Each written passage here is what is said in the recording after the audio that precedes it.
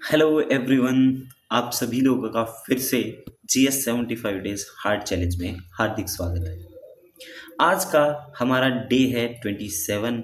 और जो सीरीज़ है वो कंटिन्यूसली हमारी बिल्कुल फास्ट पेस से बढ़ती जा रही है।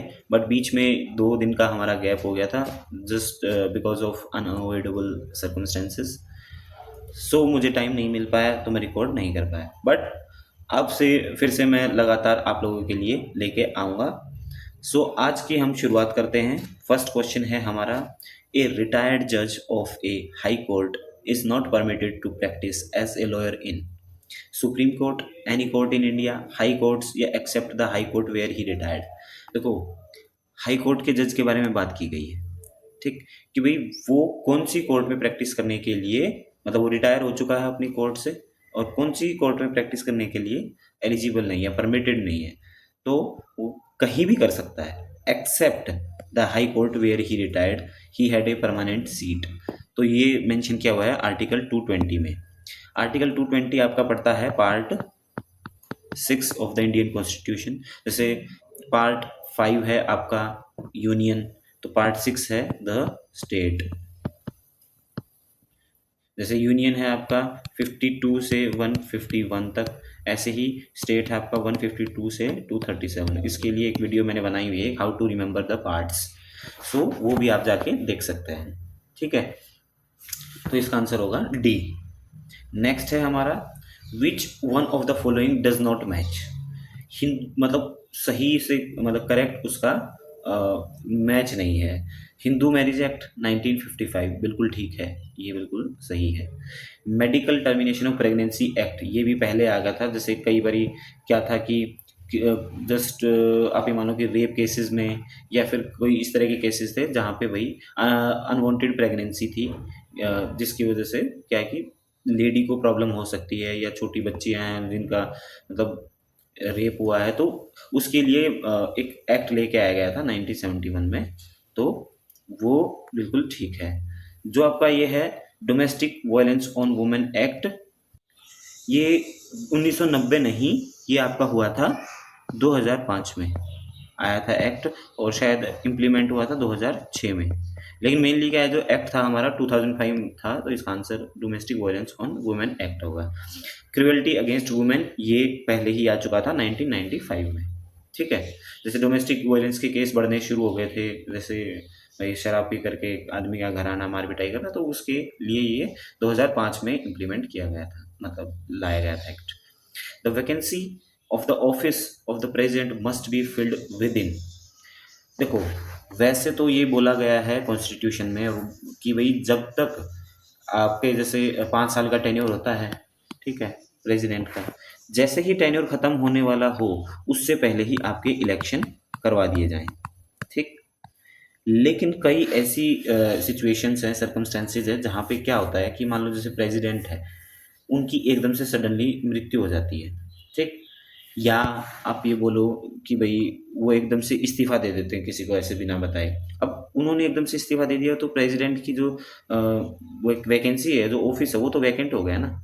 तो उसको कैसे भरा जाएगा, उसका तो एक प्रॉपर प्रोसेस होता है इलेक्शन का, ठीक है। तो उसके लिए जो आपको मैक्सिमम टाइम अलॉट किया गया है दैट इज 6 मंथ्स, ठीक है। 6 मंथ से पहले आपको हर हाल में जो ऑफिस वैकेंट हुआ है, वो हर हाल में आपको इलेक्शन करवा लेने हैं, ठीक। अच्छा, नेक्स्ट है, in which part of the Indian constitution the fundamental duties are enshrined. मौलिक कर्तव्य को शामिल किया गया, कब शामिल किया गया या किस भाग में शामिल किया गया। एक बहुत ही बेसिक क्वेश्चन है लेकिन इंपॉर्टेंट क्वेश्चन है, जो कि कंटिन्यूअसली आपके एग्जाम्स में आता रहता है। देखो, first part, second part, third part, fourth part, देखो यहाँ तक चलेंगे हम, ठीक है।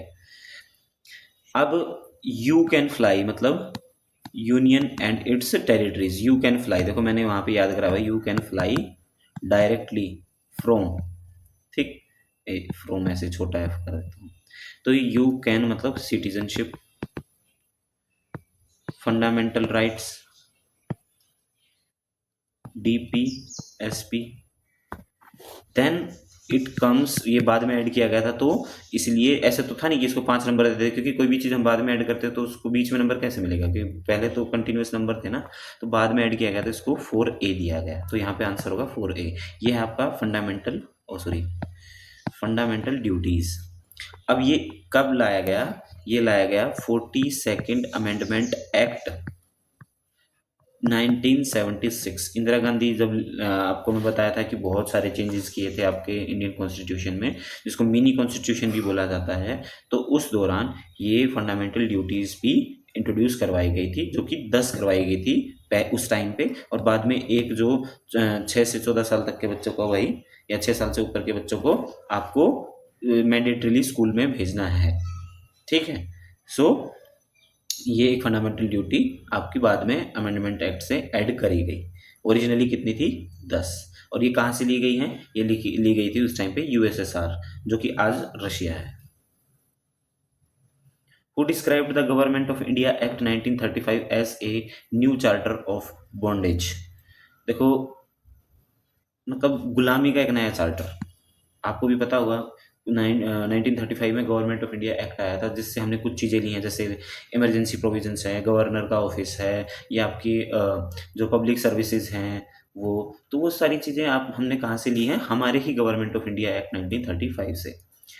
लेकिन उसको हमारे किसी एक मतलब नेता ने बोला था न्यू चार्टर ऑफ बॉन्डेज, या फिर चार्टर ऑफ स्लेवरी, ये भी आ जाए तो भी आप इसका आंसर दे सकते हैं। इसका आंसर है आपका पंडित जवाहरलाल नेहरू।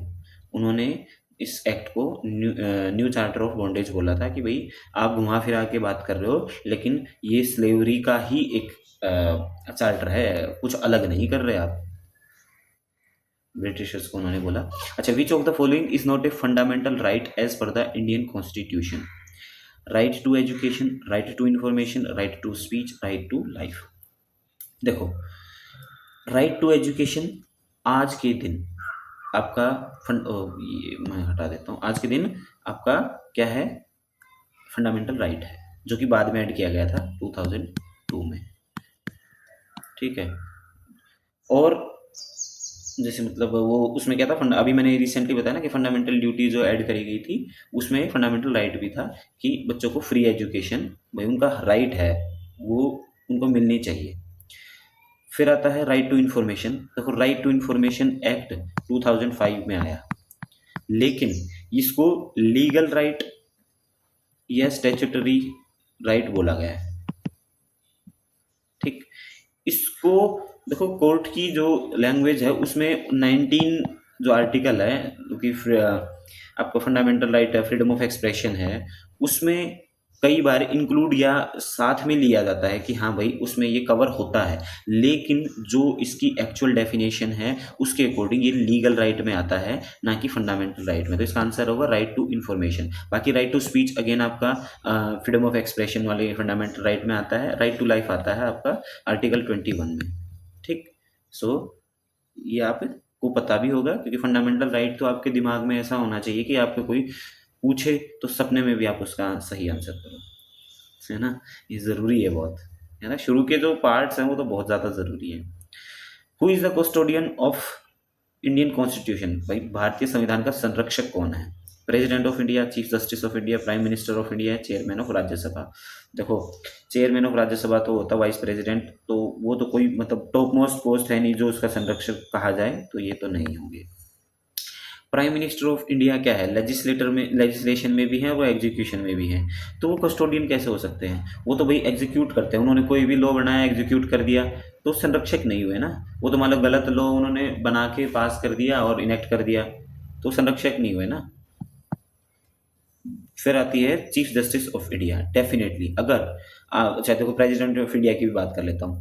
क्या है कि प्राइम मिनिस्टर या फिर किसी भी एमपी ने आपका बिल इंट्रोड्यूस करवाया, उन्होंने अपने जैसे क्या बोलते हैं मेजोरिटी थी उससे पास करवा लिया।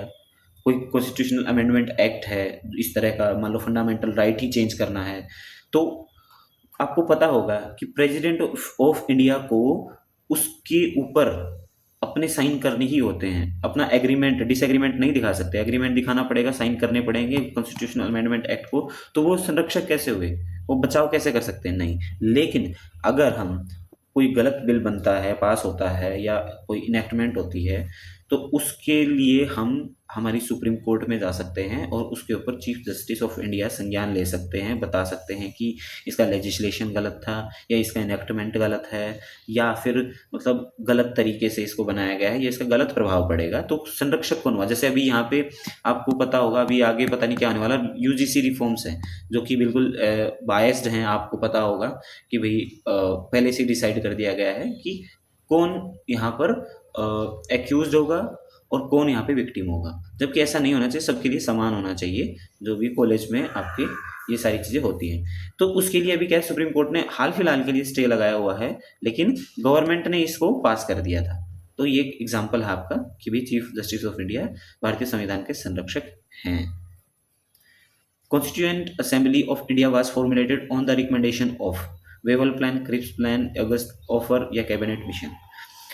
जब 1942 से लेकर 1946 में के बीच में आपके ये अलग अलग प्लान्स आते हैं, जैसे कि 42 अगस्त ऑफर आता है, फिर वेवल प्लान, क्रिप्स मिशन, जब लास्ट में क्या होता है, कैबिनेट मिशन आता है। देखो इसका आंसर है cabinet mission.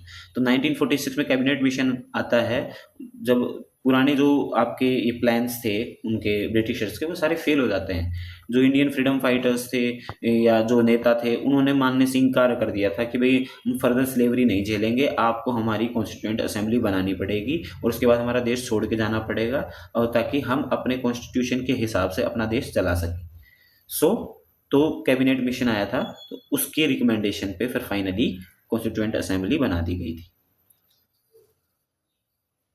Which of the following is an essential element of the state? निम्नलिखित में से कौन सा राज्य एक आवश्यक तत्व है? सोवरेटी, गवर्नमेंट, टेरिटरी या ऑल दीज? अब संप्रभुता, कि भाई हमारी भी कोई पहचान है, वो मतलब एक ये बोल सकते हैं ना कि हाँ भाई हमारी एंटिटी है, हम यहाँ पर विद्यमान है, हमारा अस्तित्व है। वहाँ पे गवर्नमेंट भाई किसी एक बॉडी से उस चीज़ को मैनेज किया जाता है। जैसे गवर्नमेंट का मतलब यही नहीं है कि भाई स्टेट गवर्नमेंट या सेंट्रल गवर्नमेंट, वो लोकल गवर्नमेंट भी हो सकती है, ठीक है। लेकिन यहाँ पे अगर स्टेट की बात करिए तो ठीक है, उसके लिए गवर्नमेंट होना ज़रूरी है। टेरिटरी, अगर भूभाग ही नहीं होगा, कुछ होएगा नहीं, तो किसको गवर्नमेंट अपनी सरकार चलाएगी? उसके लिए ये सारी चीज़ें होना ज़रूरी हैं। तो इसका आंसर होगा ऑल दीज। आज का हमारा लास्ट क्वेश्चन है, which has become a legal right under 44th amendment. अब हमने बात करी ऊपर 42nd अमेंडमेंट एक्ट की, वो था 1976 में, जिसको मिनी कॉन्स्टिट्यूशन बोला गया, और वो करा गया था आपके इंदिरा गांधी जी द्वारा। अब आता है 44th अमेंडमेंट एक्ट। ये होता है 1978 में, जब इमरजेंसी ख़त्म होती है, फ्रेश इलेक्शंस होते हैं, इंदिरा गांधी हार जाती है, मोरारजी देसाई की सरकार बनती है, वो प्रधानमंत्री बनते हैं। उस दौरान एक फ्रेश अमेंडमेंट एक्ट लाया जाता है, जिसको बोलते हैं 44th अमेंडमेंट एक्ट, 1978, जिसमें बहुत सारी चीज़ें जो कि 1976 में इंट्रोड्यूस करवाई गई थी, उनको वापस से चेंज करके पुराने हिसाब से ठीक किया जाता है। ठीक उसी में एक रिफॉर्म ये भी लेके आया जाता है कि जो राइट टू प्रॉपर्टी है, कि भाई मेरी ये प्रॉपर्टी, मेरा राइट है, ये मैं लेके रहूँगा, उसके लिए मैं डायरेक्ट, अगर उसका उल्लंघन होता है तो डायरेक्ट मैं अपने सुप्रीम कोर्ट में जा सकता हूँ। तो उसको उन्होंने क्या किया, राइट टू प्रॉपर्टी को हटा दिया, जो कि आपका 31st आर्टिकल में था। 31वें आर्टिकल में आप देखोगे पुराने किसी उसमें, तो उसमें इसका मेंशन था, लेकिन इसको हटा के बाद में लीगल राइट बना दिया गया, जो कि आपका अब है 300A में, 300A में उसको अब डाल दिया गया है। बाकी right to education, right to judicial remedies, या आपका राइट टू वर्क, ये सारी चीज़ें आपकी पहले से ही उसमें डाली हुई हैं अपने फंडामेंटल राइट्स में, ठीक है, वो हैं अभी भी। सो आज की हमारी क्लास यही ख़त्म होती है। Thank you for watching this video till here, और अपने दोस्तों के साथ प्लीज़ ज़रूर शेयर कीजिए। हम अब जैसे कंटिन्यूसली मेहनत कर रहे हैं, आप भी कर रहे हैं, आप वीडियो देख रहे हैं, और मुझे लगता है कि आपको फ़ायदा भी हो रहा है, बेनिफिट भी हो रहा है। सो प्लीज़ आप अपने दोस्तों के साथ ज़रूर शेयर कीजिए, ठीक है। चलिए नेक्स्ट वीडियो में मुलाकात होगी, तब तक के लिए ख्याल रखें। बाय बाय, टेक केयर, जय हिंद।